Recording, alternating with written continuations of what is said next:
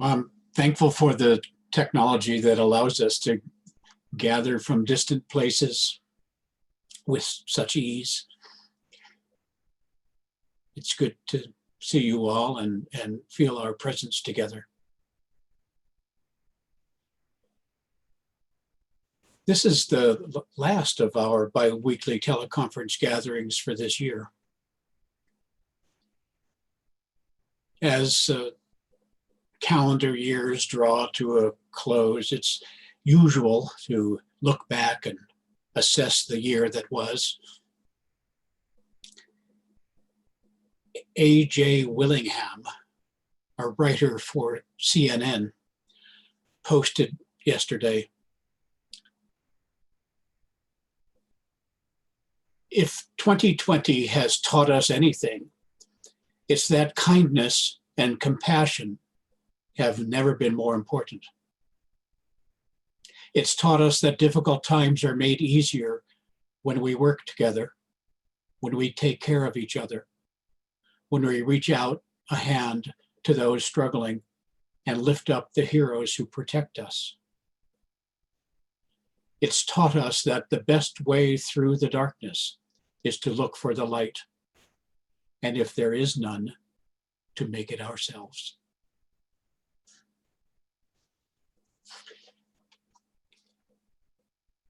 When the Washington Post asked readers recently to describe their experience of 2020 in one word or short phrase, they reported receiving over 2,000 replies very quickly. The most common one-worders submitted were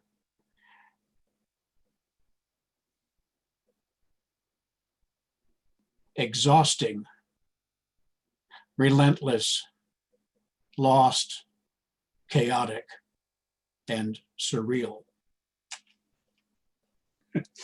Those are understandable descriptives, but they aren't words I'd choose. How about you?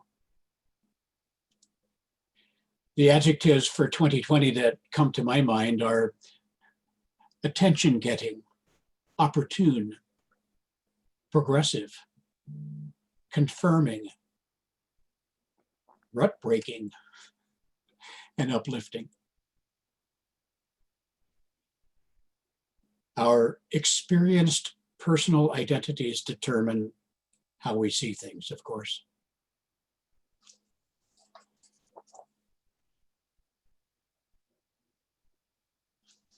On a light note, this has been a great year for online retail profits and no doubt for Zoom.com.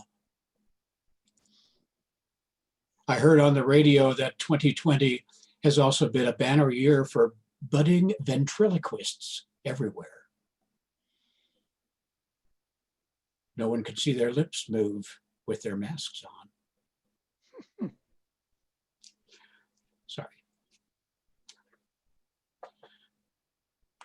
A moment of twice annual solstice occurs tomorrow, December 21st. We'll have the longest night of the year in the Northern Hemisphere and the longest day of the year in the Southern. In the northern half of the planet, the winter solstice is when the Earth is tilted furthest away from the sun. In South Africa, Argentina, and Australia, for example, this is the summer solstice. The Earth is tilted closest toward the sun.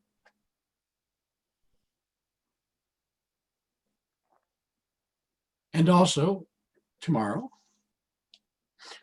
Jupiter and Saturn appear to nearly conjoin in the southwest sky at dusk. We're told this is the closest together they have appeared in 8 centuries.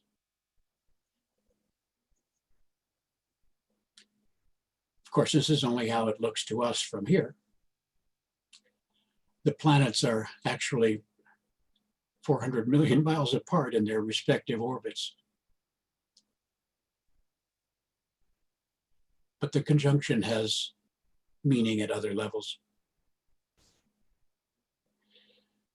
There are events of far more significance going on than human affairs. But to most people, what's happening to them in their own lives has overwhelming importance.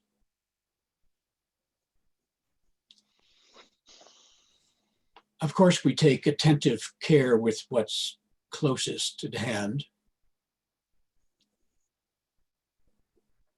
But we do that while maintaining perspective as the large spiritual beings we really are.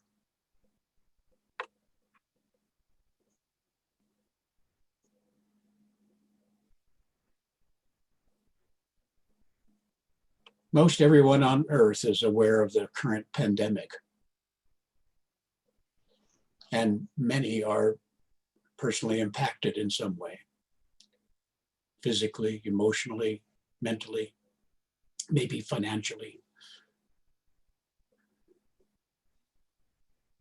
The Washington Post readers' chosen adjectives speak to that, I think. I looked up some statistics online an hour ago.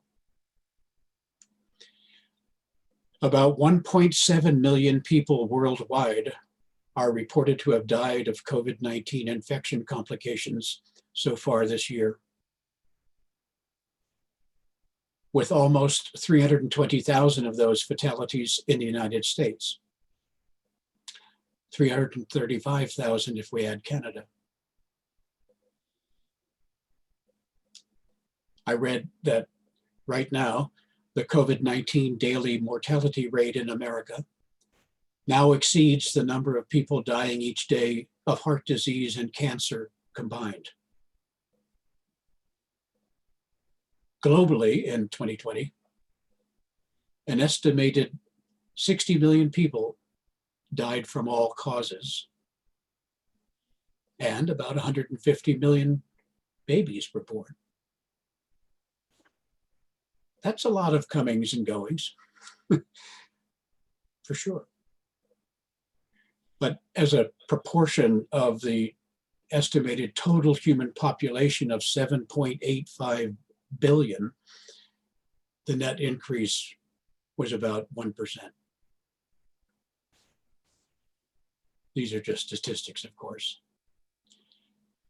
And statistics can be impersonal, even numbing.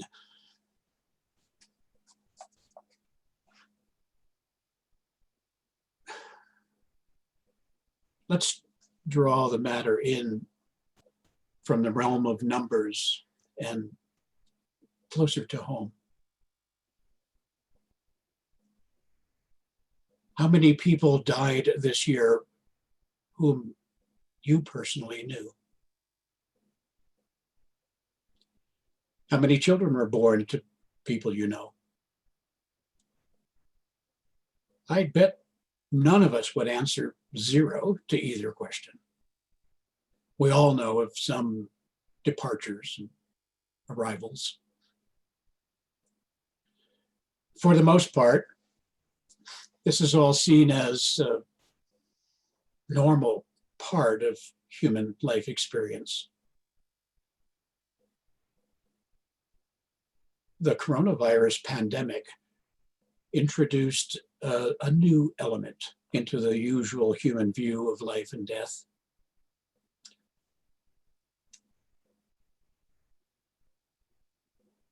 We expect, and are maybe a little numbed to, people dying of heart problems and cancer, for examples.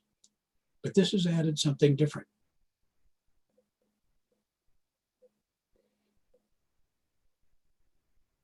It's human nature to grieve about death and loss.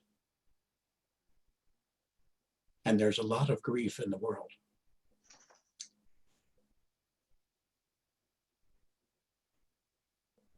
This can be especially so for an individual when it is a loved one who has died.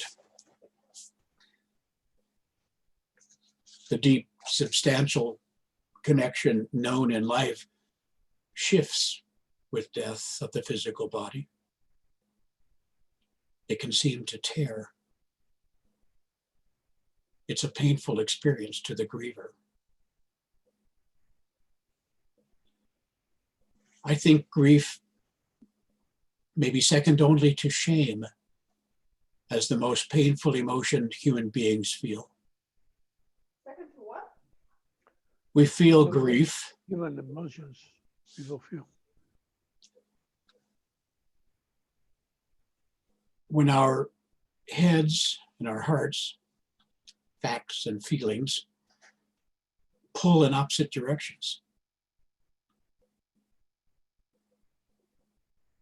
A person may feel maybe such and such is a fact, but I don't want it to be, and I don't like it. It's this internal division that produces pain. We can understand a toddler's tantrum, grieving loudly over being told no, but it becomes a more irrational and irresponsible thing in a person who is chronologically adult. The pain of grief can feel so great that facts are not faced at all.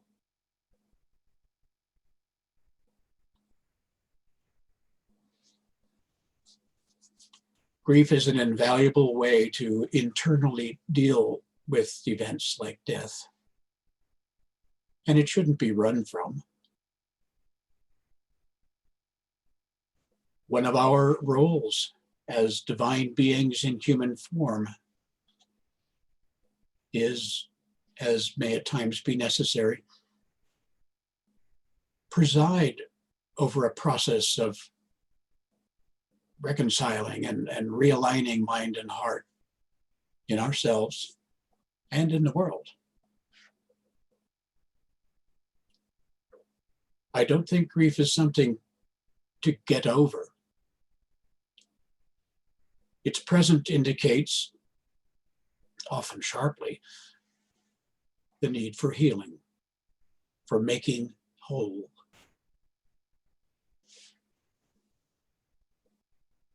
When the heart-mind divide is closed, grief is no more. Just a thin scar remains.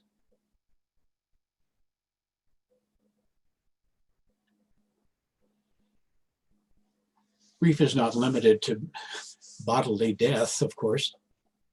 This past year, many people worldwide have mourned the demise of some comfortable norms of everyday social life, right? Some grieve the fact that they can't get together with family and friends as in the past, or are so controlled by their feelings and do it anyway.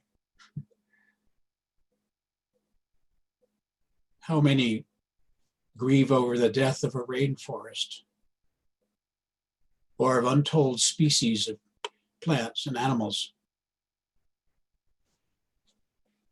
How many grieve over the innumerable imbalanced conditions in the natural and man-made worlds and the state of the planet itself?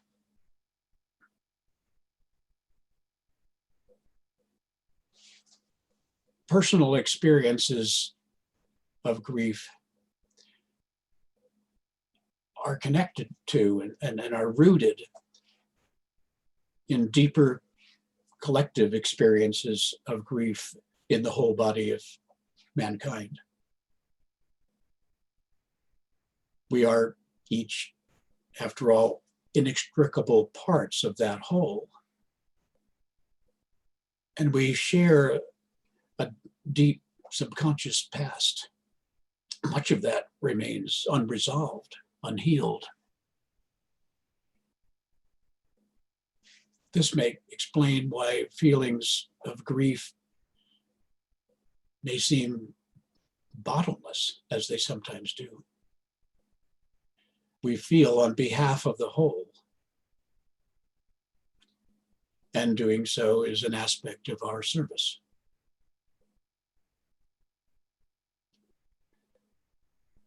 Well, good grief. What's needed to comport ourselves effectively and well in the midst of all this? It's just a bit of what is ours to receive and bless in the world, of course. But when it's to the fore, it can seem pretty big. Spiritual leaders have for centuries emphasized the need for compassion. Compassion for oneself and for one's fellows, to uplift the afflicted.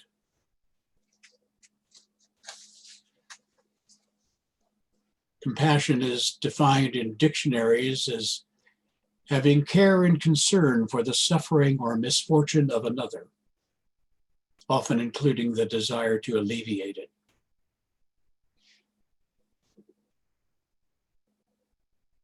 Both Greek and Latin roots of the word have to do with feeling the suffering and having empathy for another's plight. And to me, suggests extending understanding and a helping hand.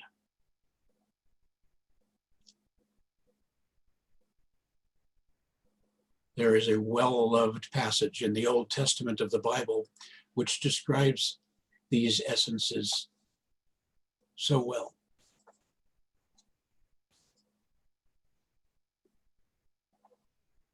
The Spirit of the Lord is upon me, because the Lord hath anointed me to preach good tidings unto the meek. He hath sent me to bind up the brokenhearted, to proclaim liberty unto the captives, to comfort all that mourn, to give them beauty for ashes, the oil of joy for mourning,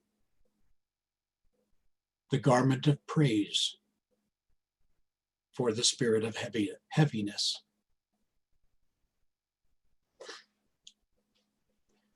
Anyone looking for a resolution for the new year and the rest of this incarnation could hardly do better than adopt these words.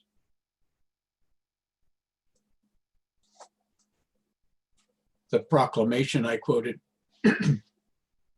attributed to the prophet Isaiah, comes from the same spiritual symphony as the basic teachings of Buddha a couple of centuries later.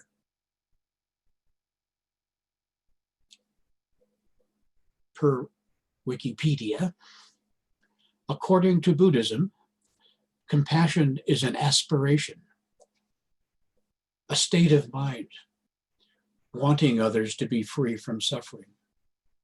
It's not passive. It's not empathy alone, but rather an empathetic altruism that actively strives to free others from suffering. Genuine compassion must have both wisdom and loving kindness.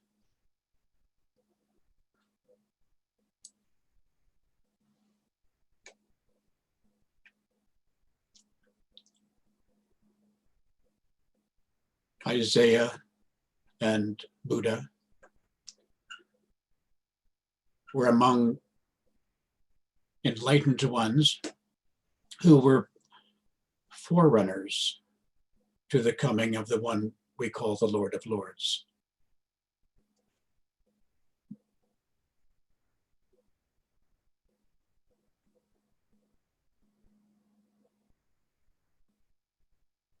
What the Christ came to accomplish.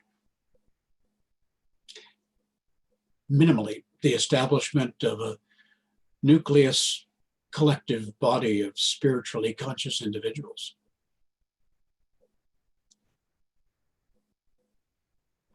Could not be accomplished the way it might have been had those close to him been more willing.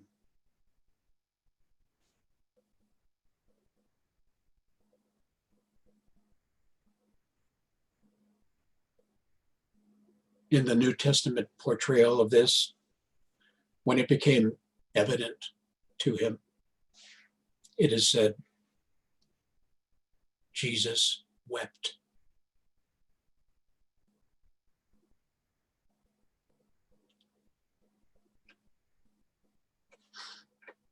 I can only imagine his profound sorrow.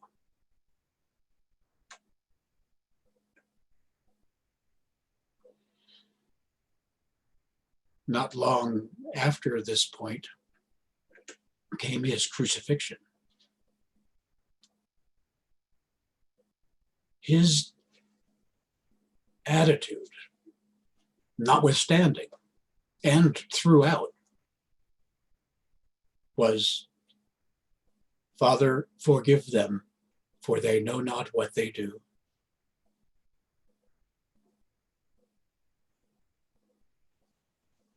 He demonstrated supreme compassion.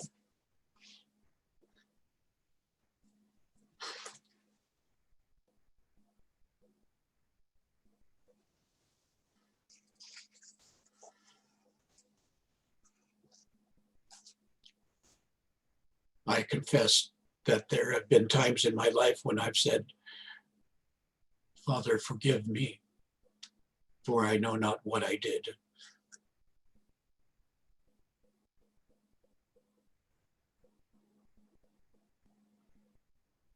Gradually, I came to know with certainty that it is my anointed place, and it is each of ours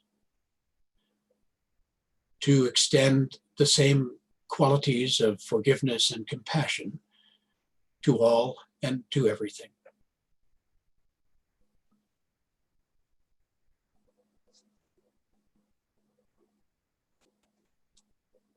Let us hold the world this way.